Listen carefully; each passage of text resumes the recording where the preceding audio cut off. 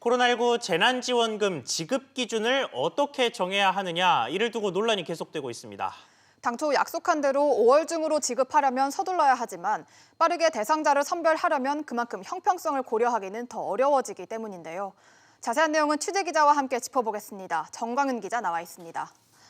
정 기자, 이 재난지원금 지급 기준을 놓고 논란이 뜨겁습니다. 이 정부 내에서도 아직 정리가 안 된 것 같은데요. 네, 소득뿐만 아니라 재산도 함께 봐야 된다는 부분에 대해서는 어느 정도 사회적 합의가 이뤄진 것으로 보입니다. 문제는 재산을 얼마나 볼 것인가인데 이 부분을 놓고서는 정부 부처 내에서도 이견이 나오고 있습니다. 처음 대책이 나오고 복지부에서는 재산과 소득을 다 합해 하위 70% 분들이 받는 것이 사회적 형평에 맞는다며 이에 맞게끔 기준을 설정하고 대상자를 가려내겠다고 했었는데요. 그런데 어제 기재부 차관은 언론 인터뷰에서 시간이 많고 넉넉하면 재산, 금융소득, 자동차 등을 소득에 합산할 수 있지만 시간이 너무 많이 걸린다면서 그 재산의 일부만 넣을 가능성을 내비쳤습니다.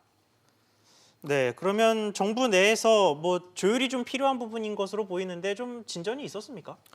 현재로선 파악이 상대적으로 용이한 부동산 등은 포함하되 파악이 어려운 유동자산 등은 빠지는 쪽으로 가닥이 잡히고 있습니다.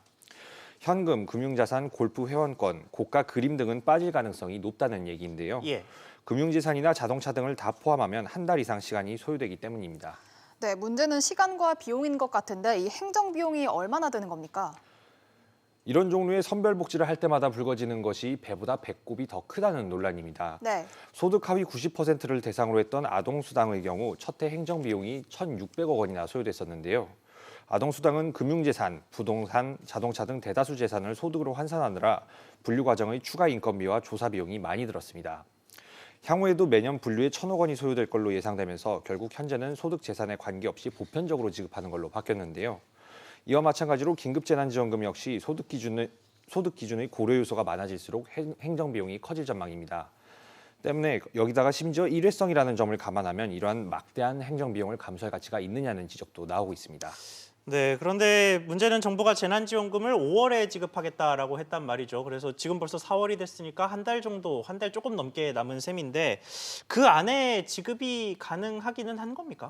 현실적으로는 어렵다는 지적도 나오고 있습니다. 정부가 지원금을 지급하기로 한 가구가 1,400만 가구인데요. 이 중 기초생활수급자와 기초연금 지급 가구 등을 제외한 600만 가구에 대해 지급 기준과 분류 작업을 하려면 시간이 너무 촉박하다는 겁니다. 예. 정부 내부에서조차 다음 주까지 지급 기준을 마련하기도 벅차다는 얘기가 나오는데요. 아동수당 기준 수립 때도 2달이 걸렸다는 점을 감안하면 재난지원금 지급 역시 빨라야 6월이라는 얘기도 나오고 있습니다. 네, 정 기자 잘 들었습니다.